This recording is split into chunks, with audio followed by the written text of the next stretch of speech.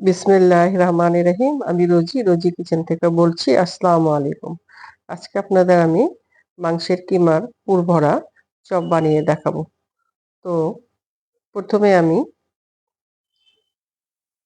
আমি একটা পাত্রের মধ্যে কিমা নিয়ে নেব।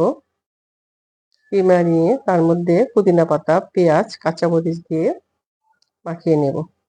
সুন্দর করে মাখিয়ে নিয়ে আর আমি আলুটাকে আগেই ভর্তা করে রাখছিলাম চিলি ফ্লেক্স, গোলমরিচ আর পেঁয়াজ বেরেস্তা দিয়ে। তো ওইটার ভিতরে আমি এখন পুরগুলা ভরে নেব একটা একটা করে। দেখেন, আমি আবার দেখাচ্ছি।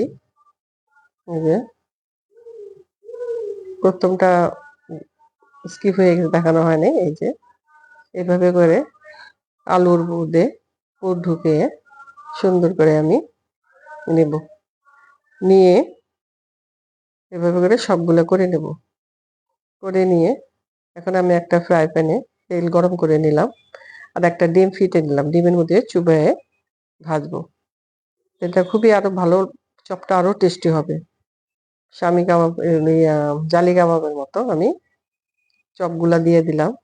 দিয়ে এটার মধ্যে উপরে ডিমের এরকম বেসন দিয়ে না ভেজে আমি ডিম দিয়ে ভাজবো। তাকে টেস্ট আরো বেড়ে যাবে। আর ভিতরে কিমার পুর খুবই ভালো লাগে।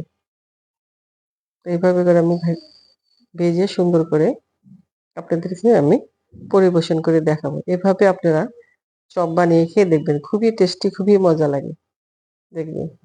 আমি তারপরে পুর সবগুলো ভেজে আপনাদেরকে আমি একটা পরিবেশন করে দেখাবো।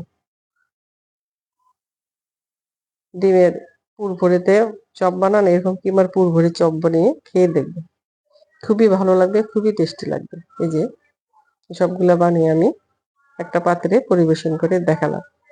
এভাবে আপনারা বানিয়ে খেয়ে দেখবেন, খুবই টেস্টি, খুবই মজা লাগবে। আমার ভিডিওটা যদি ভালো লাগে প্লিজ লাইক, শেয়ার, কমেন্ট করে পাশে থাকবেন। ধন্যবাদ।